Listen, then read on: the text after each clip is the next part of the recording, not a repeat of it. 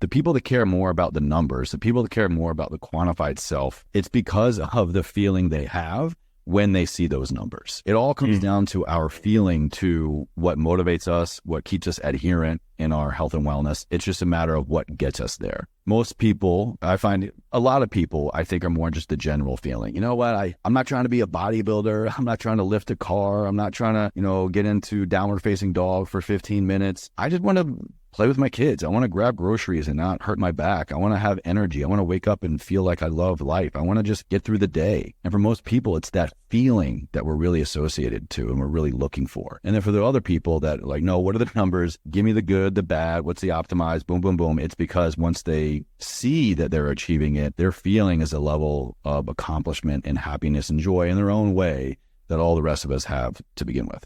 So why is so much of the advertising about numbers? Lose 5 pounds in 5 days, Oh, because the numbers sell. That's sexy, right? To hear, it catches our attention very quickly. And to hear, oh, wow, this workout, this act, this supplement, this whatever can deliver X amount of results in X amount of days. We don't need to think about it. It does all the thinking for us. We have been delivered what is the problem. We've been given a method to solve that problem. And not only that, hey, here are the exact results that X amount of other people experience doing the exact same thing. So that just takes a lot of the thinking out of it for us. We're humans and we have these brains that are incredibly intelligent and perform a bajillion, trillion, zillion different functions. In fact, the brain is the highest performing organ in the body. It consumes about 25 to even upwards of 27%, some data shows, of our total daily calories. So if you were to just lay there for a day and do absolutely nothing, the calories your body burns,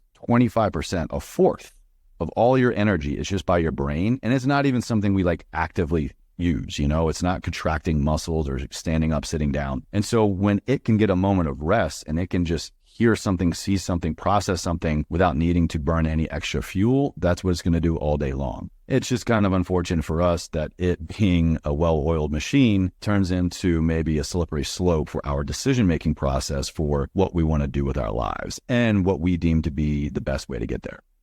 So what is, I don't know, what, if you were going to, if you were to market for a fitness plan, how would it look different from the way fitness plans are currently marketed to be more effective? It wouldn't get everybody, probably impossible, but what would it have? Well, I think no matter if you put a room of the 20 most highly sought after, exercise science, exercise physiology, metabolic health, professionals, I don't think even they would boil down to, yep, we all agree on this, except for maybe this, what I would propose. Now, the plan would have to vary, but I believe this is a fundamental fact for all humans.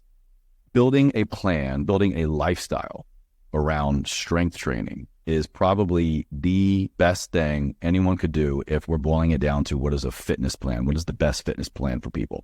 And that's because, a couple different reasons. One, strength is very, very important. And when I say strength, I don't mean we all don't need to walk into a barbell and deadlift 500 pounds. As we age, maintaining particularly leg strength is one of the strongest correlating factors to decrease in longevity, an increase in all-cause mortality and chronic illness and disease. And it's because when we reach a point in life, as we age, where we no longer have the leg strength, the quadricep hamstring strength, to do something as simple as go from a seated position in a chair or a couch to standing without any assistance, without putting our hands down, pushing off the couch or anything like that, that is one of the biggest markers for, hey, we're doing something wrong here. And because they're our largest muscle groups. And there's a whole nother rabbit hole we could go down of, why is that important? Well, it's because our muscles are the largest storers of our first energy supply of glucose, glycogen, of, this thing called, ATP. And that's because mitochondria are stored in our muscles, and the bigger the muscles, the more mitochondria we're going to have or not have. But beyond that, I would say just, again, focusing on strength training. So even body weight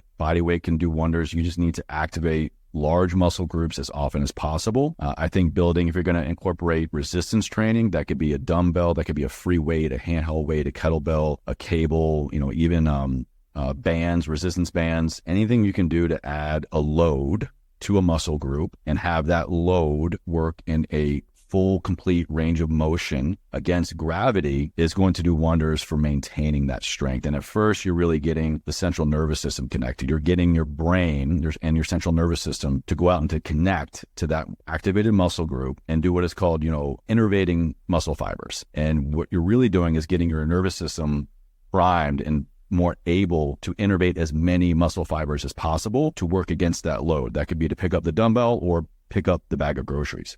But once you do that for many repetitions, many times over a period of time, you get another kind of strength. You get hypertrophy. Your muscles hypertrophize. I just made that up, but they begin to build. And so the more muscle you have, you develop more strength, but also, having that is a really strong foundation to longevity.